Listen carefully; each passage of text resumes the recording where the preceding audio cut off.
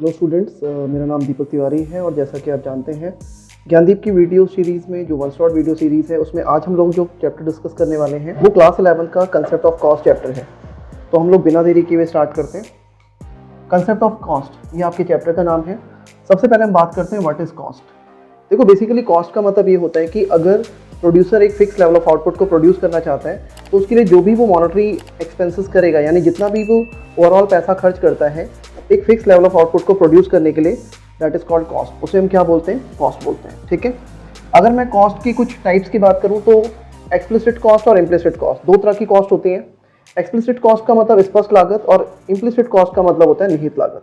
देखो, explicit cost वो है जो एक प्रोड्यूसर के थ्रू आउटसाइडर को पे की जाती है। फॉर एग्जाम्पल, अगर हम वेजेस पे करते हैं, अगर हम लोग कैपिटल पे इंटरेस्ट पे करते हैं, अगर हम लोग रेंट पे करते हैं आउटसाइड, तो ये हमारा एक्सप्लिसिट कॉस्ट है। जबकि इम्प्लिसिट कॉस्ट वो कॉस्ट होती है जो प्रोड्यूसर को यानी ऑनर को अपने ऊपर खुद बेयर करनी होती है। जैसे फॉर एग्जांपल, अगर वो एज अ एम्प्लॉय अपने फैमिली के मेंबर्स को ही अपने बिजनेस में इंट्रोड्यूस करता है, या फिर वो अपनी ओन कैपिटल पे मिलने वाला इंटरेस्ट, या फिर वो अपनी ओन अकोमोडेशन यानी बिल्डिंग को उसने एज अ बिजनेस में इंट्रोड्यूस किया हुआ है, तो ये उनकी क्या कहलाती है? Implicit cost. ठीक है। नेक्स्ट हम बात करते हैं selling cost and production cost. Basically selling cost को विक्रय लागत कहते हैं और प्रोडक्शन कॉस्ट को हम उत्पादन लागत कहते हैं। सेलिंग कॉस्ट का मतलब ये है कि अगर सेलर अपनी सेल्स को इंक्रीज करना चाहता है यानी अपनी बिक्री को बढ़ाना चाहता है, तो उसके लिए जो भी उसे पैसा खर्च करना पड़ेगा, जो भी वो मनी स्पेंड करेगा लाइक एडवर्टाइजमेंट पे, प्रमोशन पे, तो वो आपका सेलिंग कॉस्ट कहलाता है। उसके बाद हम बात करते हैं प्रोडक्शन कॉस्ट। प्रोडक्शन कॉस्ट का मतलब ये है कि अगर प्रोड्यूसर एक फिक्स लेवल ऑफ आउटपुट को प्रोड्यूस करना चाहता है तो प्रोडक्शन को करने के लिए जो भी वो पैसा खर्च करेगा, जो भी वो मनी स्पेंड करेगा, that is called production cost. Next हम बात करते हैं फिक्स कॉस्ट और वेरिएबल कॉस्ट। देखो, फिक्स कॉस्ट का मतलब स्थिर लागत है और वेरिएबल कॉस्ट का मतलब क्या है? परिवर्तनशील लागत। Fix cost are those cost which is always remain constant, जो हमेशा स्थिर रहती है, जिसमें प्रोडक्शन में होने वाले चेंजेस का यानी आउटपुट में होने वाले चेंजेस का कोई इंपैक्ट नहीं पड़ता है। For example, licence fees, room rent and salary of permanent employ. जबकि अगर मैं वेरिएबल कॉस्ट की बात करूं तो variable cost are those cost जिसे हम परिवर्तनशील लागत भी कहते हैं। ये वो कॉस्ट है जो according to level of output change होती रहती है। ठीक है। For example, salary of unpermanent employ यानी कैजुअल लेबर्स वेजेस। नंबर 2 आपका प्रोडक्शन एक्सपेंसेस या फिर कॉस्ट ऑफ रॉ मटेरियल, ये आपकी क्या है? वेरिएबल कॉस्ट है। अभी हम लोग डिस्कस करते हैं टोटल कॉस्ट के बारे में। देखो, टोटल कॉस्ट का मतलब ये होता है कि अगर प्रोड्यूसर एक फिक्स लेवल ऑफ आउटपुट को प्रोड्यूस करना चाहता है तो उसके लिए जितना भी वो ओवरऑल पैसा स्पेंड करेगा, खर्च करेगा, मनी स्पेंड करेगा, that is called, their sum is called total cost यानी कि कुल लागत। अब हम बात करते हैं एवरेज कॉस्ट। एवरेज कॉस्ट का मतलब क्या है? Total cost per unit of quantity is called average cost. यानी कि अगर हमें सपोज 10 बुक्स को प्रोड्यूस करने में कॉस्ट आती है 1000 रुपीज, तो एक बुक को प्रोड्यूस करने में कितना आएगा? 1000 अपॉन में 10 यानी 100 रुपीज। ये आपकी एवरेज कॉस्ट कहलाती है। नेक्स्ट हम बात करते हैं एवरेज फिक्स कॉस्ट। तो बेसिकली एवरेज फिक्स कॉस्ट का मतलब ये है total fix cost per unit of quantity is called average fix cost, यानी औसत बंधी लागत का संबंध कुल बंधी लागत की प्रति इकाई स्तर से है। नेक्स्ट हम बात करते हैं एवरेज वेरिएबल कॉस्ट। तो total variable cost per unit of quantity is called average cost, यानी अगर आप टोटल वेरिएबल कॉस्ट को क्वांटिटी से डिवाइड कर देते हो तो आपका एवरेज वेरिएबल कॉस्ट आता है, यानी इसे हम औसत परिवर्तनशील लागत कहते हैं। नेक्स्ट हम बात करते हैं मार्जिनल कॉस्ट। देखो, बेसिकली मार्जिनल कॉस्ट का मतलब ये है if producer wants to produce one more additional unit of output, अगर प्रोड्यूसर एक एक्स्ट्रा यूनिट ऑफ आउटपुट को प्रोड्यूस करना चाहता है तो जो भी उसकी टोटल कॉस्ट में चेंज आएगा that is called marginal cost. उसी को हम कहते हैं मार्जिनल कॉस्ट यानी कि सीमांत लागत। नेक्स्ट हम बात करते हैं अपॉर्चुनिटी कॉस्ट। देखो, अपॉर्चुनिटी कॉस्ट का मतलब ये है अगर प्रोड्यूसर किसी एक कमोडिटी के प्रोडक्शन को ज्यादा बढ़ाना चाहता है तो उसे दूसरी कमोडिटी का क्या करना पड़ेगा? सैक्रिफाइस करना पड़ेगा। तो किसी एक कमोडिटी के प्रोडक्शन को बढ़ाने के लिए दूसरी कमोडिटी का किया गया सैक्रिफाइस यानी त्याग उसकी अपॉर्चुनिटी कॉस्ट कहलाता है। नेक्स्ट हम बात करते हैं relation between total cost, total fix cost and total variable cost.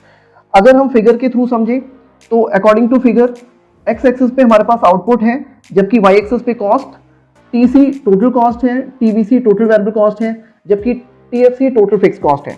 देखो, at the beginning total cost अपने इनिशियल लेवल पी से ऊपर की ओर इंक्रीज होना स्टार्ट होता है, जबकि टीएफसी उसी पर्टिकुलर लेवल पे फिक्स हो जाता है यानी कि कांस्टेंट हो जाता है, जबकि टीवीसी टीसी के पैरेलल इंक्रीज होता जाता है। ये पहला रिलेशन है। नंबर 2, टीसी और टीएफसी कभी जीरो नहीं होते हैं, ध्यान रखिएगा, जबकि टीवीसी जीरो हो सकता है। अब एक बात समझें आप, टीसी क्यों नहीं जीरो हो सकता? क्योंकि टीसी टीएफसी प्लस टीवीसी का टोटल है। अगर TVC 0 भी होगी तो TFC कुछ ना कुछ तो जरूर होगा, यानी कि TC equal to 60 at the initial level जरूर होता है। इसका मतलब TC कभी 0 नहीं होता है, तो ये आपको ध्यान रखना है। एक क्वेश्चन ये बनता है कि Y MC curve have a U shape, मतलब MC वक्र का आकार U आकार का क्यों होता है? तो because of law of variable proportion MC curve have a U shape, यानी लॉ ऑफ वेरिएबल प्रोपोर्शन के कारण MC वक्र का आकार U आकार का होता है।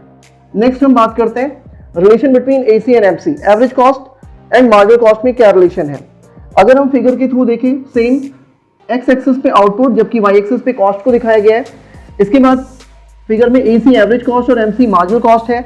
अगर हम इसमें रिलेशन की बात करें तो पहला रिलेशन ये है, when AC and MC decline then MC fastly decline in compare of AC। आप देख सकते हैं कि AC के कंपेयर में MC ज्यादा तेजी से फॉल होता है क्योंकि MC का लोएस्ट पॉइंट AC से नीचे है। Number 2, when MC and AC increase then MC fastly increase in compare of AC। जब MC और AC बढ़ते हैं तो MC ज्यादा तेजी से बढ़ता है।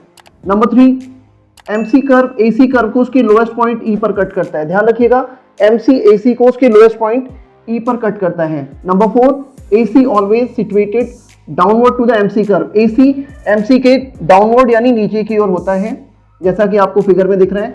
And last thing, AC and MC both will based on TC, क्योंकि AC equal to TC by Q होता है जबकि MC equal to TCN minus TCN minus 1 होता है। ठीक है, ओके हम लोग अभी जो डिस्कस करने वाले हैं उसका नाम है relation between total cost and marginal cost. Basically total cost और मार्जिनल कॉस्ट में अगर आप रिलेशन की बात करें तो अकॉर्डिंग टू फिगर को दो पार्ट में डिवाइड किया गया है, फिगर A फिगर B।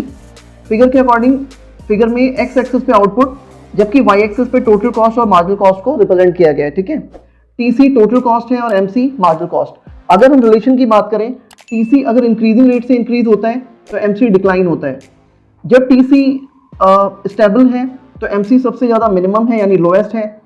जैसे ही TC start increasing then MC also rises at increasing rate. तो ये इनके बीच में रिलेशन है, आपको ध्यान रखना है। नेक्स्ट हम बात करते हैं relation between AC, AFC, ABC and MC। इनमें क्या रिलेशन है? देखो आपको मैं बता दूं फिगर कैसे बनेगा।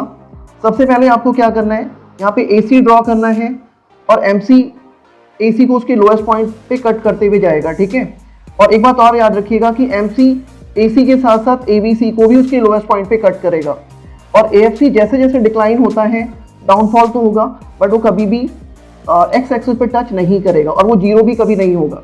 ठीक है, अब हम आते हैं इसमें रिलेशन में। सबसे पहला रिलेशन ये है, जब AC और MC डिक्लाइन होते हैं तो MC ज्यादा तेजी से डिक्लाइन होता है। Number 2, MC curve ABC curve को और AC कर्व को उसके लोएस्ट पॉइंट E डैश और E पे इंटरसेक्ट करता है।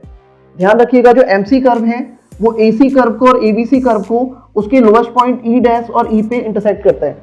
Number 3, AC curve ABC curve और AFC कर्व MC कर्व के डाउनवर्ड होते हैं यानी नीचे की ओर होते हैं। एंड नेक्स्ट वन इज, ध्यान रखिएगा AC और ABC जब ऊपर की ओर राइज होते हैं तो इनके बीच का डिस्टेंस कम होता जाता है बट ये कभी दोनों एक दूसरे को टच नहीं करेंगे। एंड नेक्स्ट वन इज, जैसे per unit of quantity AFC downfall होता जाता है वो कभी भी एक्स एक्सिस को टच नहीं करेगा और वो कभी भी 0 नहीं होता है। तो यहाँ पे जाके ये आपका ग्राफिकल टॉपिक फिनिश हो जाता है और यहाँ पे हमने कंसेप्ट ऑफ कॉस्ट के बारे में डिस्कस किया। आई होप आप लोगों को अच्छे से क्लियर हो गया होगा। तो अभी के लिए इतना ही, थैंक यू वेरी मच।